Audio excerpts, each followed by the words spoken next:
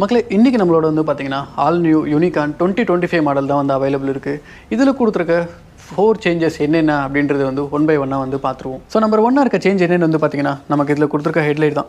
இப்போ வந்து யூனிகானில் ரொம்ப நாளைக்கு அப்புறமா எல்இடிஸ் வந்து கொண்டு வந்திருக்காங்க.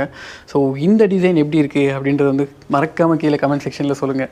ஸோ நம்பர் 2 இருக்க சேஞ்ச் என்னென்னு வந்து பார்த்தீங்கன்னா நமக்கு இப்போ இதில் USB-C டைப் சார்ஜர் வந்து கொடுத்துருக்காங்க. ஸோ ஆக்டிவாவில் பார்த்தா அதே சார்ஜிங் செட்டப் தான் இப்போ இதுலேயும் வந்து கொடுத்துருக்காங்க. ஸோ நம்பர் 3 இருக்க சேஞ்ச் என்னென்னு வந்து பார்த்தீங்கன்னா இந்த ஹேண்டில் வர வந்து சேஞ்ச் பண்ணியிருக்காங்க. ஜஸ்ட் கலர் மட்டும் தான் சேஞ்ச் பண்ணியிருக்காங்க. முன்னே வந்து குரோம் ஃபினிஷில் வந்துட்டு இருந்தது. இப்போ வந்து பார்த்தீங்கன்னா பிளாக் கலர் ஃபினிஷில் வந்து கொடுத்துருக்காங்க.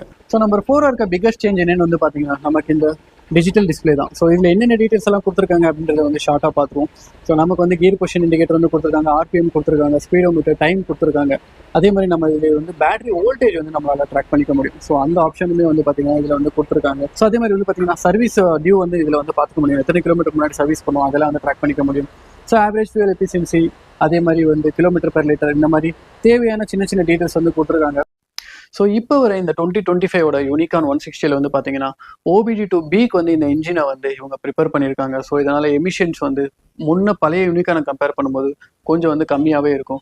மற்றபடி இன்ஜினில் வந்து ஸ்பெக்ஸ் எல்லாம் வந்து பார்த்தீங்கன்னா சேமாக தான் இருக்குது. அதெல்லாம் எந்த சேஞ்சஸுமே வந்து கிடையாது. ஸோ இந்த வண்டிக்கான முழு விமர்சனம் ஹார்ட் த்ராடல்ஸ் யூடியூப் சேனல் வந்து அவைலபிள் இருக்குது. மறக்காம போய் செக் பண்ணி பாருங்கள்.